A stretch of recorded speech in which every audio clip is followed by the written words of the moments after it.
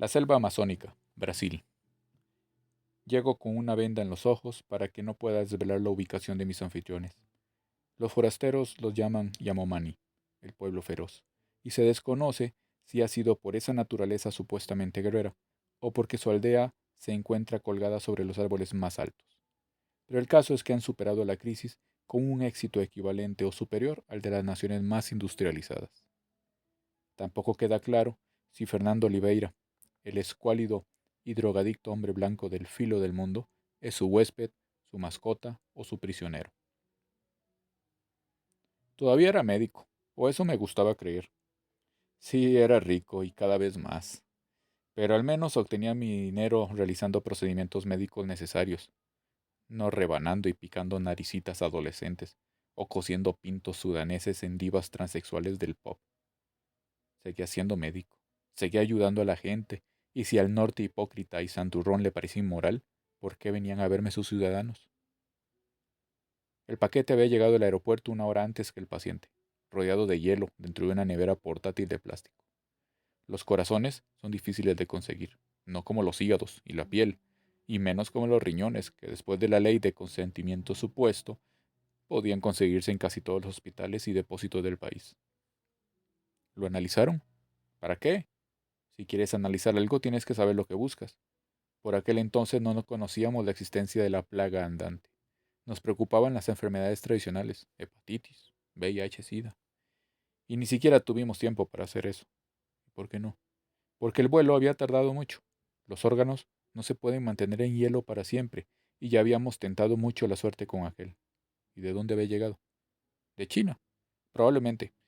Mi agente trabajaba en Macao. Confiábamos en él. Su historial era impecable. Cuando me aseguró que el paquete estaba limpio, pues creí en su palabra. Tenía que hacerlo. Él sabía los riesgos que corríamos, tanto yo como el paciente. Herr Müller, además de sus achaques convencionales del corazón, tenía la desgracia de padecer un efecto genético extremadamente raro, llamado dextrocardia con situs inversus.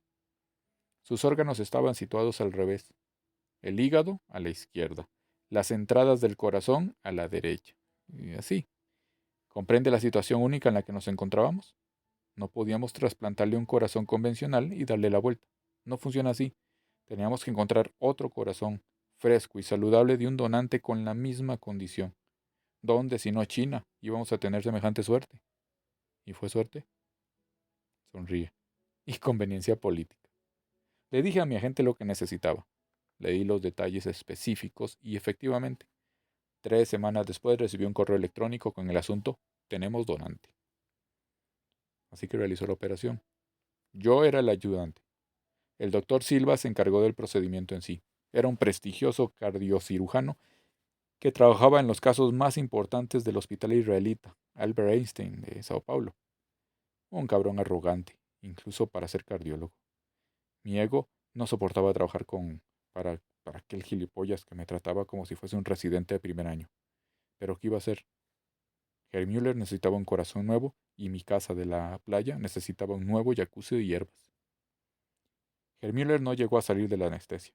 Mientras estaba en la sala de recuperación, pocos minutos después de cerrarlo, sus síntomas empezaron a aparecer: temperatura, pulso, saturación de oxígeno. Me preocupé y eso tuvo que picar a mi compañero, a mi colega más experimentado. Luego me dijo que tenía que ser una reacción común a los fármacos inmunosupresores, o simplemente las complicaciones normales de un hombre de 60 años con sobrepeso y mala salud que acaba de pasar por una de las intervenciones más traumáticas de la medicina moderna. Me sorprende que no me diese unas palmaditas en la cabeza el muy capullo. Me dijo que me fuese a casa, me diese una ducha, durmiese un poco, o incluso que llamase a una chica o dos que me relajase. Él se iba a quedar para vigilarlo y me llamaría si había algún cambio.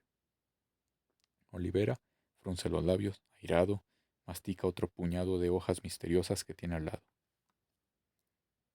¿Qué ibas a pensar yo? Que quizás eran las drogas, el OK3, o que quizá me preocupaba innecesariamente.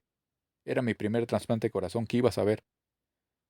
Pero me preocupaba tanto que lo último que quería hacer era dormir. Así que hice lo que cualquier buen médico hace cuando su paciente sufre. Salí de juerga.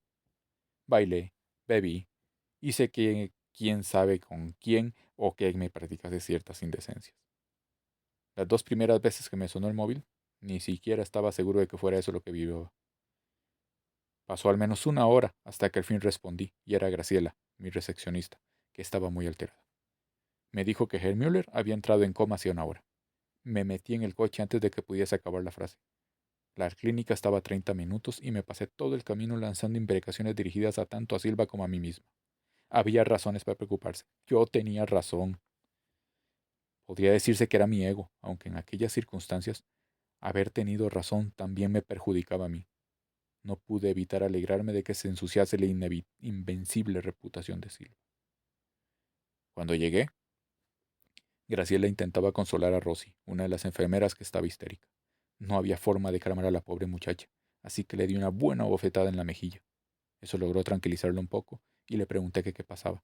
¿Por qué tenía manchas de sangre en el uniforme? ¿Dónde estaba el doctor Silva? ¿Por qué había algunos pacientes fuera de sus habitaciones? ¿Y qué demonios eran aquellos puñeteros golpes? Ella me contestó que Herr Müller había muerto, de repente y sin explicación. Me explicó que mientras intentaban reanimarlo, el hombre había abierto los ojos y mordido al doctor Silva en la mano. Los dos habían forcejeado. Rosy había intentado ayudar, pero el paciente también había estado a punto de morderla. Dejó a Silva, huyó de la habitación y cerró la puerta detrás de ella. Me pareció tan ridículo que casi me reí. Quizá Superman se hubiera equivocado de diagnóstico, si es que tal cosa era posible. Quizá el paciente se hubiese levantado de la cama y en su estupor se hubiese agarrado al doctor Silva para no caerse. Tenía que haber una explicación razonable. Sin embargo, la chica tenía sangre en el uniforme y un ruido ahogado surgía de la habitación de Hermüller. Regresé al coche por mi pistola, más que para calmar a Gracie y a Rosie que para protegerme. ¿Llevaba una pistola? Vivo ya en Río. ¿Qué creía que llevaba encima? ¿Mi pinto? Fui a la habitación de Hermüller. Llamé varias veces, pero no oí nada. Susurró su nombre y el del doctor Silva, pero no respondió nadie. Vi que salía sangre por debajo de la puerta. Entré y comprobé que todo el suelo estaba rojo. Silva yacía en el extremo opuesto, con Müller inclinado sobre él con su espalda gorda, pálida y peluda vuelta hacia mí. No recuerdo cómo le llamé la atención, si lo llamé por su nombre o exclamé una palabrota o hice algo más que quedarme allí plantado. Müller me miró y vi que unos trozos de carne ensangrentada le caían de la boca abierta. También vi que sus suturas de acero se habían abierto parcialmente y que un fluido espeso, negro y gelatinoso resumaba por la incisión. Se puso en pie, tambaleante, y avanzó hacia la puerta arrastrando los pies.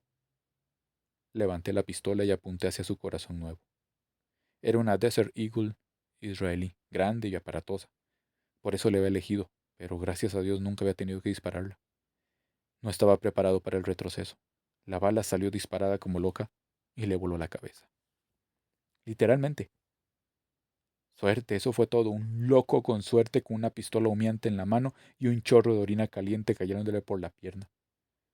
Aquella vez fue Graciela la que tuvo que darle varias bofetadas para que recuperara la cordura y llamara a la policía. ¿Lo arrestaron? ¿Está loco? Eran mis socios. ¿Cómo cree que podía conseguir aquellos órganos caseros? ¿Cómo piensa que fui capaz de librarme del desastre? Son unos buenos con esas cosas. Me ayudaron a explicarles a los demás pacientes que un maníaco asesino había irrumpido en la clínica y había matado a Hermílio y al doctor Silva.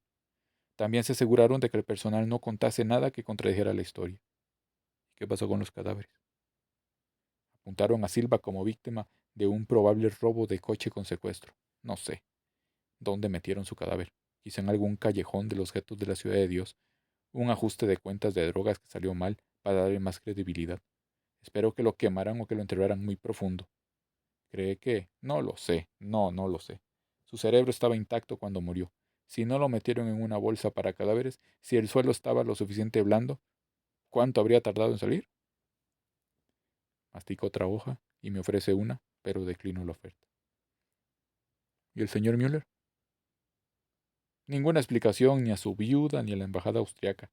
No era más que otro turista secuestrado que no había tomado precauciones en una ciudad peligrosa. No sé si Frau Müller se llegó a creer la historia, ni si intentó investigar más. Probablemente nunca supo lo afortunada que era. ¿Por qué afortunada? ¿Lo dice en serio? ¿Y si no se hubiese reanimado en mi clínica? ¿Y si hubiese logrado llegar a casa? ¿Es eso posible? Claro que sí, piénselo. Como la infección se inició en el corazón, el virus tomó acceso directo a un sistema circulatorio, así que probablemente le llegó al cerebro segundos después del implante. Ahora imagine que se tratase de otro órgano, un hígado, un riñón o incluso un trozo de piel injertada.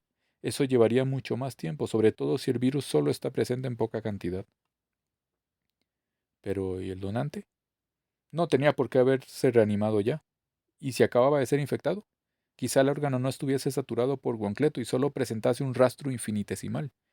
Si pone ese órgano en otro cuerpo, el virus puede tardar días o semanas en llegar hasta el flujo sanguíneo. Para entonces el paciente podría estar de camino a la recuperación, feliz, saludable y viviendo normalmente. Pero el que extrajera el órgano, puede que no lo supiera como yo. Eran las primeras etapas cuando nadie sabía nada.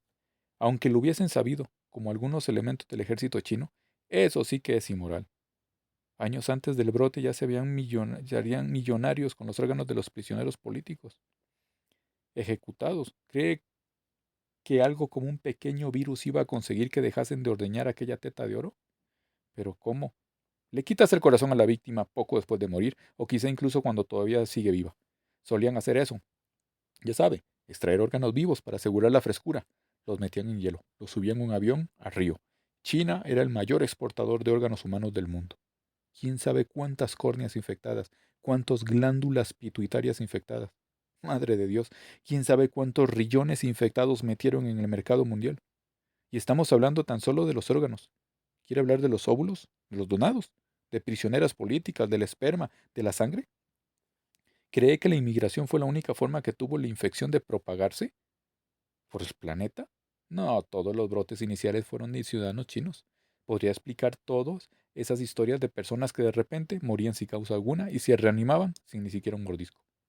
¿Por qué tantos brotes empezaron en hospitales? Los inmigrantes chinos ilegales no entraban allí. ¿Sabe cuántos miles de personas hicieron trasplantes ilegales de órganos en aquellos primeros años, antes del Gran Pánico? Suponiendo que un 10% estuviesen infectados, o aunque solo fuese un 1%, ¿tiene alguna prueba que respalde su teoría? No, pero eso no quiere decir que no ocurriese.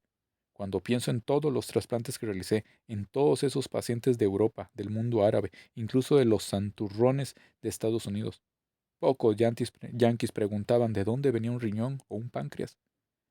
Si era de un niño de la calle de la Ciudad de Dios o de un desdichado estudiante encarcelado en una prisión política en China. Ni lo sabían, ni les importaba. Se limitaban a firmar sus cheques de viaje, pasar por el bisturí y volver a Miami, a Nueva York o a donde fuera. ¿Intentó alguna vez localizar a esos pacientes y advertirles? No, no, no lo hice. Intentaba recuperarme de un escándalo, reconstruir mi reputación, mi cartera de clientes, mi cuenta bancaria. Quería olvidar lo sucedido, no investigarlo más. Para cuando me di cuenta del peligro, ya lo tenía arañándome la puerta de la casa.